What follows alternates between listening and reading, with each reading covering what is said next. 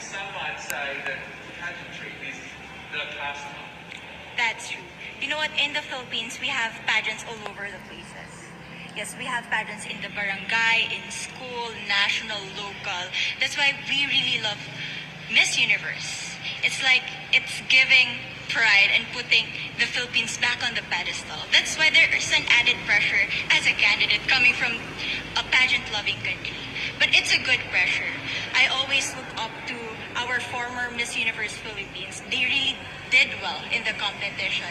And now this is my time to show who I am, to offer what Rabiya can show to the rest of the... So I'm very happy, and at the same time, I'm excited to make all my kababayans proud, and hopefully I do. Why do you think it is that the Philippines love pageants? They have appreciation for me. We do love pageant because we used to think that we wanted to be included in the world.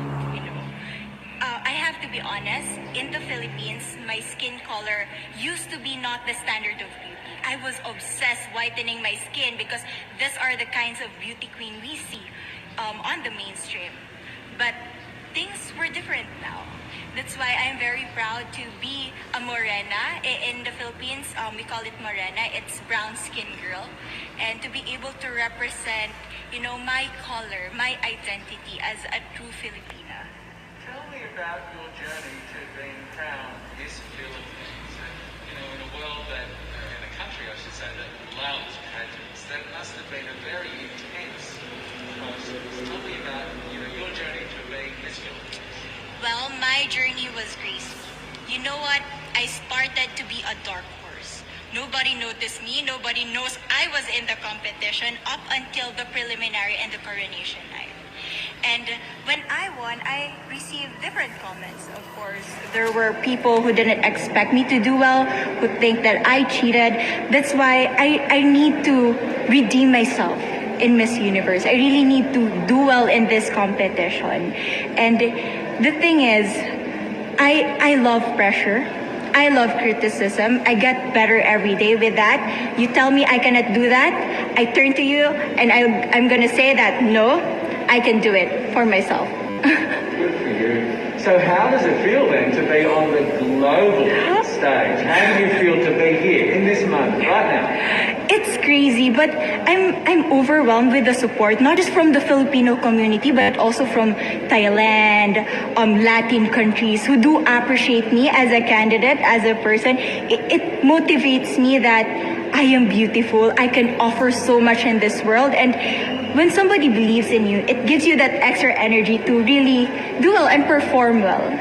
Do you have a sense with the girls, all of the girls competing, you're competing, but is there a sense of camaraderie with all of the girls? Is there like a real spirit to, sort of motivate each other to do better? You know what? I have a different idea about Miss Universe. I thought it's gonna be very competitive, in a healthy way, well, of course. But now I can see every girl helping each other, from fixing those hairs, from trying to zip up those outfits. It speaks of the closeness and the kind of camaraderie that we want to have. The goal of Miss Universe is not just to crown one girl, but also to build a genuine and long-lasting friendships among us. Would you say within the Miss Universe world, the contestants, is there a sisterhood? Are you sisters? There is sisterhood. I can say I was able to talk to different representatives from different backgrounds, different cultures. And despite our differences, there's so much to be highlighted in what binds us together. And that is because we want to empower women. We want to have our advocacies. We want to speak for the things that we love. And that's a celebration of women and the beauty that we have. So coming out of this week, obviously you would love to be crowned Miss Universe. Of course. that would be wonderful, of course, for any of you. But what else will you take out of this week? What do you think you'll feel at the end of this week? It's the growth and the development that I was able to have during preparing for this dream. I will be honest, there was a moment that I lost my identity because I was put under pressure. I was in that position in which I feel like I'm not good enough. I'm not a good representative of my country, but I was able to bounce back stronger. And if I was able to do that for Miss Universe, I will be able to do that in life. That is my greatest takeaway from Miss Universe. Okay, so Philippines have a huge amount of fans. Yes.